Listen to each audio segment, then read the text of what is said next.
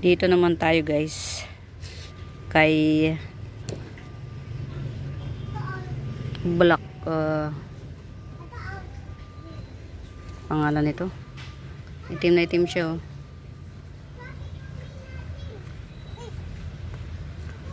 Philodendron Black Cardinal yan oh.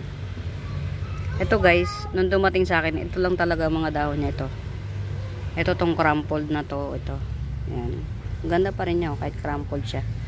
Ano siya, yung yan na talaga yung tubo ng dahon niya guys ha. Hindi siya ano, hindi siya sira. Yan talaga yung tubo ng dahon niya. Nag-crumpled siya. Yan. Black ano, Black Cardi.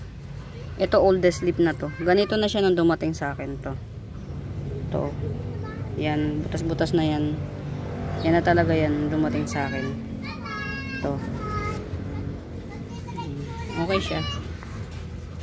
Tapos ito, yung second to the newest leaf.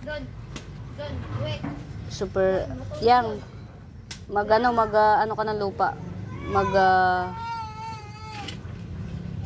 Papatayin mo nga itong mga to, manganganak yan. O kaya lunurin mo na lang. Ano ka ng lupa.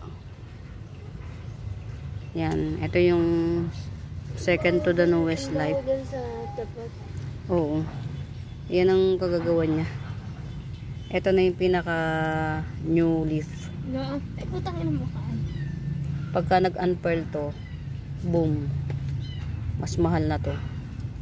Naamoy ko yun dun sa taas ng bahay niya. Yan. Dun sa kwarto niya. Taas ng bahay ni?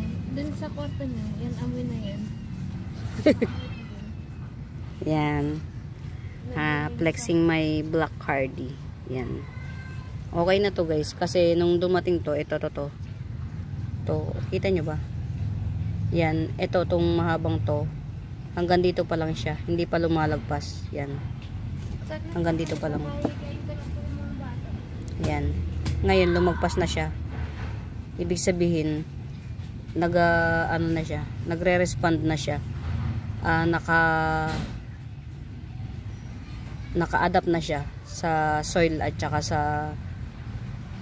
sa bagong environment niya. So, hihintayin ko na lang mag-unpearl to. May Black Cardi. Black Cardinal yan. Ganda. Oldest leaf. Second to the newest leaf. Newest leaf, di pa nag-unpearl. At saka ito. Yan. Sobrang black. Pagka pala Black Cardinal guys, yan. Ang pinaka black na black na ano na dahon niya. 3. 2. Yung ito, hindi pa kasi ito nag-unpearl eh. Yung unang dahon, tsaka yung pangalawa. Black siya talaga, as in black na black. Yan. Flexing my Black Cardi.